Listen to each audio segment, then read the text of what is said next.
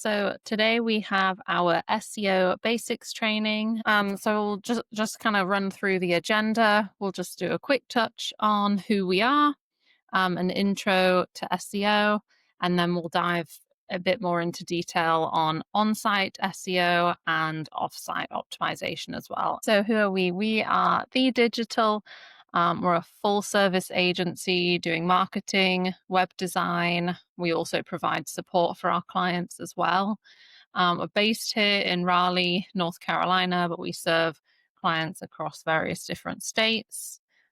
We have been in business for over 20 years. We are Google and HubSpot partners as well.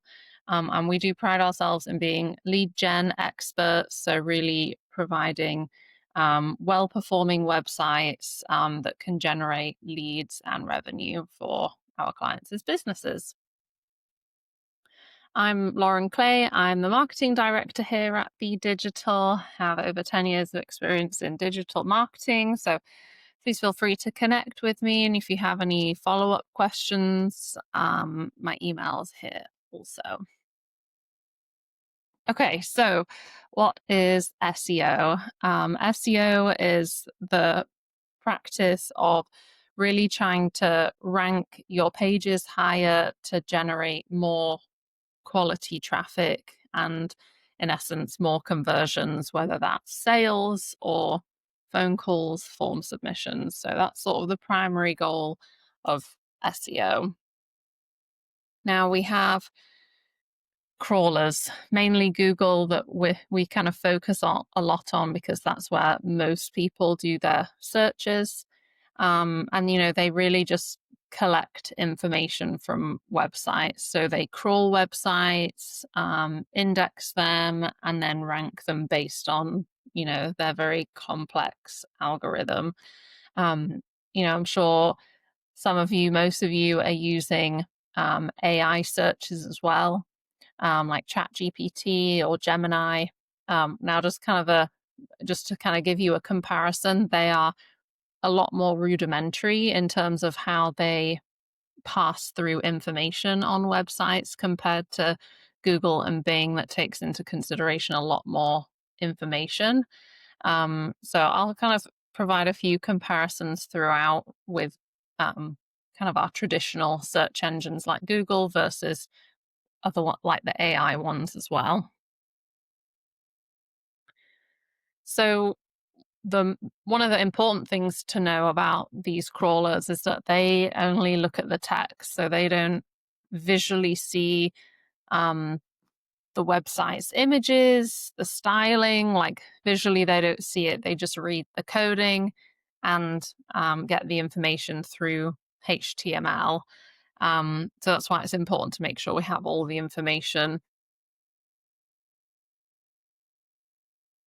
Another important thing is, so we'll talk about pages being crawled and indexed. So Google may crawl a page, so it's kind of scanned the page, but it may not necessarily index it. What does indexing mean? Indexing means it'll actually, start to rank the page where it will actually come up in Google searches. So if a certain page isn't indexed, then it won't actually come up in a Google search, whether that's page 1 or page 100. So it's really important to make sure that your key pages are indexed, and that's how you'll start to build up how you rank as well. And there are various factors as to how they decide what pages they're going to index, and we'll kind of talk about some of those things. One really important thing to kind of consider throughout this training, and if you're doing your own kind of optimization on the website or you're working with somebody else, the kind of core thing to think about is this EEAT, which you may have already heard of this already, but it's really about experience, expertise, authority, and trust. And these are really like the expertise and authority.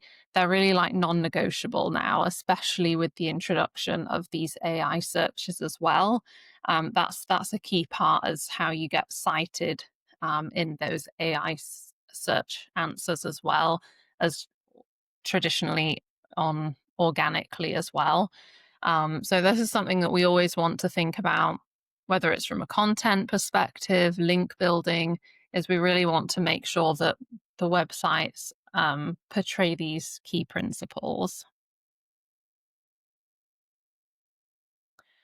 Okay, so keeping that in mind, we're going to go into on-site SEO and some of the principles within on-site SEO. So the practice of on-page SEO is really about optimizing key elements on the website. So this would be usually starts with keyword research, the structure of the URLs, title tags and meta descriptions, the headings on the pages, how the images are optimized, internal links, and obviously content. Content, that's one of the most important ones. So we'll dive into each of these individually.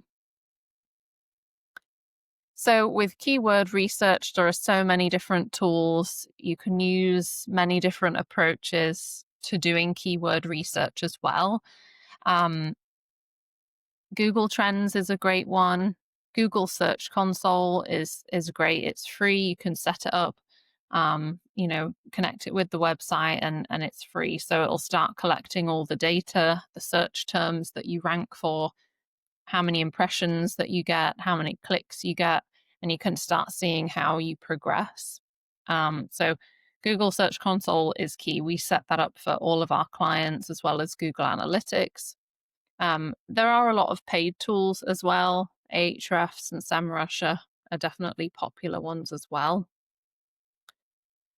The main thing is, going in from like a business owner standpoint, or just like an expert in the industry, you may have keywords that you consider to be your most important keywords. But oftentimes, once you do the keyword research, it may be slightly different. So it's really important to start with the keyword research before we put more time into content generation. So another thing to consider when doing keyword research is you may decide, okay, I want to write some blog topics and write some different blog articles. And you decide that you have like one keyword that you want to focus on. Again, I'm going to kind of slightly touch on the AI side of things as well, just because it's so important. But one thing is that's really going to help the content rank better is also thinking of the semantic terms and various phrases that relate to that keyword. That can really make a big difference. So, for instance, if you were writing a blog on electric cars and you were doing a guide about electric cars, you also want a subsection on the battery range or the different stations. And so you kind of have to think of different cluster topics that go with that keyword. And that will really make whatever content that you're writing, it's going to perform a lot better and it's going to be a lot more effective. And again, as people continue to search more within these AI tools, that's also a big factor with how they'll cite content is how many like semantic terms are sort of related to that key topic. Okay, so once we've done the keyword research, one of the things that we also want to take a look at is the URL structure and the hierarchy of the website and the sitemap. So it's really important to make sure that the structure makes sense. So if you have, a main service page or a main product category, and then nest sub services or sub products within that category, and make sure that the naming of the URL makes sense. So just this example here, obviously we can tell that we're looking at puppy classes. With the other one we have no idea. So it's easy to forget if you're publishing new pages to not think about the URL structure. And this is really easy to do. Like if you haven't, or if you have like a page in draft, you can go ahead and edit these, what the URL, the slug, we like to call it, is. And there's different in WordPress, there's different plugins. We like to use Rank Math primarily. It's really easy to do it in there. Yoast, they have an easy way that you can update that as well. And then also title tags and meta descriptions you can also do within a lot of SEO plugins. But title tags and meta descriptions are so important when someone's doing a Google search. Essentially, the title tag of meta description is the first thing that a user is going to see, and it's how they decide what page they're going to click on. If what you're telling them seems to match up what they're looking for, they're more likely to click through, and that's why it can have quite an impact on the click-through rate. Now, these are just sort of best practices. The title tag should be under about 60 characters, and meta description should be under about 155 characters. And we can see, for instance, on this page, this is the main thing is we're trying to get the primary keyword in here. So for, let's say, this would be dog training classes. And this is the company name, Carolina Ranch. And then the description is just giving a bit more context about what the page is about. So here it's, group or individual classes, what's involved in the training. Oftentimes it's good to include some sort of call to action as well, like sign up here or free estimate, or some sort of incentive to sort of like help them click through. But the main thing to consider is to make sure that they're accurate and to what the page content is about. And so that'll really make a difference. And so visually, this is just what it looks like. If you have a Google search, this is the title tag here, and then you have the little description underneath. So that's why we try and keep the characters as minimal as we can, because we're trying to get the most important content right at the beginning. So the keyword, if it's location based, definitely getting the location in there. And like I said, any sort of like call to action or differentiators are always really good to add. So once we've optimized the title tag and meta descriptions, we also then want to take a look at headings. Now, you can see that we start off with the keyword research and trying to figure out what people are actually searching for. And then that's how we can implement it within the title tags and meta descriptions. And then this next step would be then implementing it in the headings. So you can see we try and make sure that we keep the content consistent. That's giving Google and other search engines stronger signals about the key topic of that page. And it's just giving them more information as to what the page is about. In terms of headings and hierarchy, the main best practices, things to consider, is that every page should have one H1. So that's the title of the page. Then underneath that, you can have as many H2s, H3s, H4s, but just make sure that they're in order. And a H3 comes under H2, etc., as you can see here. So again, we have some links and articles too, if you need more information about that. But in WordPress, it's super easy to implement. So definitely make sure that you're using the headings for the right intent and not for styling. Like if you like, oh well, this looks better in this like bigger font. That's not the right way to use them. So just make sure that when you're putting in the headings, it's not for styling purposes, and it is because it's like a subheading for a particular section. And I would encourage to use headings as much as you can. Going back to AI and AI searches, but the focus with AI SEO is really on easy to read information, easily parsable information, so that these AI systems can accurately interpret and cite the content in their AI generated answers. So, I mean, headings are always important, but they're going to continue to be important as websites start ranking more or being cited more in AI systems as well. And it's a great way to break up the content. So, images. Whenever you're adding images to a page or a blog, just some general best practices. Try and keep it under 100 kilobytes, and also name the file when you're uploading it to the website, and also add alt text. So this is really important to be ADA compliant to have alt text. But like we mentioned right at the beginning, search engines can't visually see anything. So they're relying on the text behind the images and everything. So having descriptive, accurate alt text is also really important for search engines.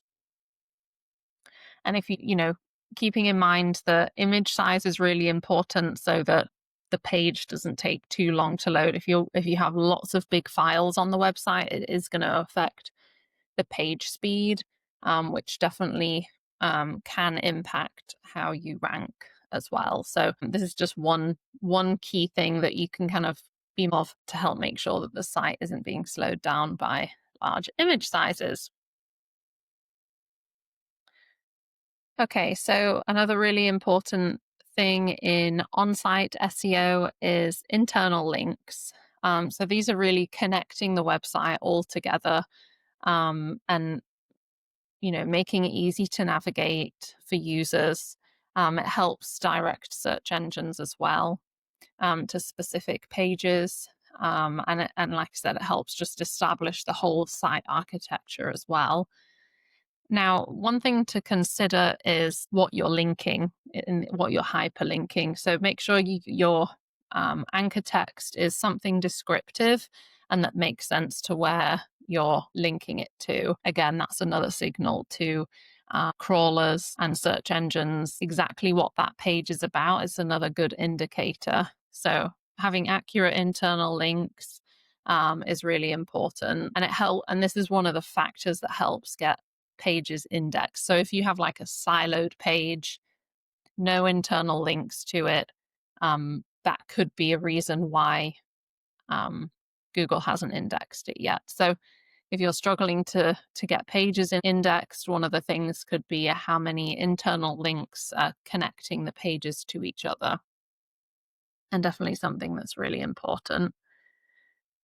And this just gives you a visual, really. Obviously, the homepage is kind of the hub of everything, and you have the main navigation where you can usually get to most of your key products or services or offerings, and the about us and contacting us. So they're always sort of those key pages linked from the home pages, but then we'll often have sub pages and sub content resources that can be sort of further down the line in terms of where they're linked. So it's just really important to kind of create this content network for users and search engines. Okay, so key thing in on-site SEO is our unique quality content. So as I mentioned, as part of our EEAT, which really links in here to what unique value are you offering. With our clients, we really encourage them to provide us with bits of content, insight. Clients and are really the expertise in their industry. And so trying to portray that on their websites is really important to show the authority and trust of the website. And again, AI search engines are really using that information and to figure out which websites and which websites have the most authority. Of course, we also want the content to be engaging and interesting. Sometimes that is about how it's laid out.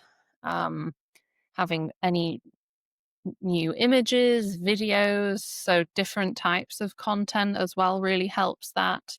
And really make sure that whatever the page is about, whether it's a how-to, an FAQ, a service page, or a product, really make sure that you're addressing what the page is about within the first couple of sentences.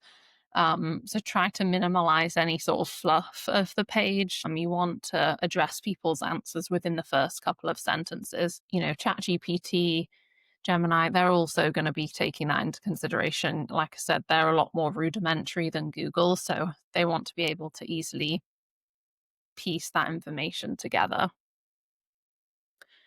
And search engines do love new content. So, if you have a newly built website or you've had a website for quite a long time, you may have some like existing service pages that have been there for a while. Maybe consider adding some FAQs or one of the things that we notice when we're in Google Search Console and reviewing how pages are performing is you'll find a lot more long tail keywords in Google Search Console and other keyword tools, but that's an easy one to start with. And it's also a great way to get content ideas for existing pages and blogs and getting those long tail keywords and how you can incorporate that and expand on the content. As I mentioned, blogs, great way to kind of add consistent content, sort of on a monthly basis.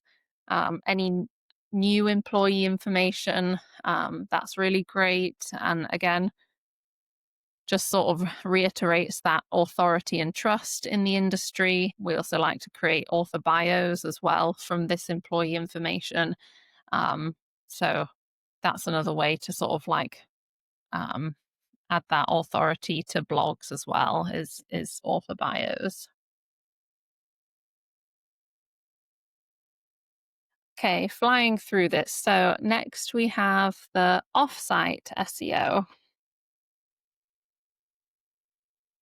So the big part of offsite SEO is backlinks. So this is other websites that have links pointing to your website. Now, the key thing here is getting quality backlinks. So, you don't want to get necessarily a high volume of poor backlinks. It's really on quality links that provide value to your website. Again, this just instills the trustworthiness. Is it somewhat related? Is it industry related? Does the linking site have a high authority, like Forbes or something that's very well known? That's going to give a lot of credit if you can have a link pointed back from a well-known established website. And just the same as an internal link, having that relevant anchor text that's descriptive is going to be really important as well. And another thing that's really important, it's going to continue to be important with AI searches, is local listings, directory listings. So this is really just basic name, address, phone number. So for local businesses, building out these accurate directory listings with the right information. Again, it's just another signal that you have all the right information in there, your business hours, the phone number, the about us, all lines up sort of across the web. And so this is just another key part in traditional SEO, ranking organically and also being able to get cited more in AI searches as well. Another thing to consider, especially ranking in AI systems, is brand mentions. So when we're talking about offsite SEO and backlinks, the big kind of focus is always trying to get that physical link back to your website. But as we're developing AI SEO strategies, one of the key important things to building the authority and trust is just brand mentions. So you don't even necessarily need the backlink. If you're getting brand mentions across the web, is really important, and that is another signal that AI systems will take into consideration whether they'll cite your content or not. I think one of the LLMs most cited is like Forbes, Wikipedia, Reddit, YouTube. So it just gives you an idea of where even if you got brand mentions across these different channels, that can have an impact with how you rank in AI search engines. So you can see with traditional SEO and with the AI SEO is there's so much that, you know, is still current, and it's still very valuable. And then there's sort of new things coming in to like SEO strategy that we're also taking into consideration and that also have an impact. And that's just one of those things. So I've touched on some of this, but definitely important when you are trying to get an actual backlink from a site, to take some of these things into consideration. Are they relevant to your industry? Is it easy to get? You know, do you have to pay for the link? Sometimes it's a content exchange. Um, does the site seem trustworthy, spammy? Um, is it a no follow link? We want a do follow link.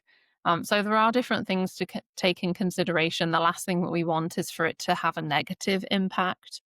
So if it's something spammy, then I would say, you know, it's not worth getting. So again, we have more detailed blogs and checklists and things that you can take into consideration as you're starting to work on your backlinking strategy.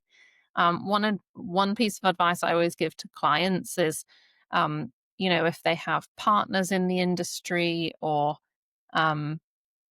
people that they have connections with, you know, using that to help each other out, you know, having links on each other's sites, if it's like a partner or a manufacturer website or whatever, that can really help and give you a good head start. So we're kind of coming to an end of our SEO Basics training.